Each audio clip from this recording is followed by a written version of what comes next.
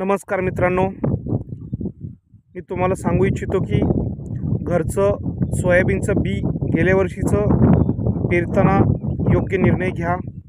का तर तुम्ही पाहत आहात या व्हिडिओमध्ये मी हा क्लिअर कट तुम्हाला डिफरन्स दाखवू इच्छितो. माझ्या राईट साईडला जे बाजारातून पिशवीतून बी जे आणलं होतं आम्ही, तो व्ह्यू आहे. जो हा व्ह्यू आहे, हा पाहता तुम्ही क्लिअर कट उगवलेला आहे. 100% याची उगवण क्षमता आहे.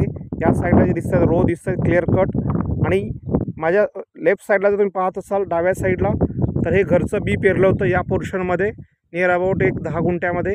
तर घरचं बीची उगवण क्षमता फार कमी आहे, 50 ते 40% म्हणू शकतो आपण, आणि उगवण्याचा स्पीड पण फार कमी आहे. तर हा असा डिफरन्स इथे झालेला दिसतोय घरच्या बियाचा आणि बाजारातल्या बियाचा. तर तुम्ही बी निवडताना योग्य काळजी घ्या, विचार करून निर्णय घ्या. का तर पेरण्यासाठीचा आपल्याला खर्च येतो आणि बियाचा पण खर्च येतो, त्यामुळे विचार करूनच बीज निवडा. ही छोटीशी महत्त्वाची इन्फॉर्मेशन सर्व माझ्या शेतकरी बांधवांसाठी. थँक्यू.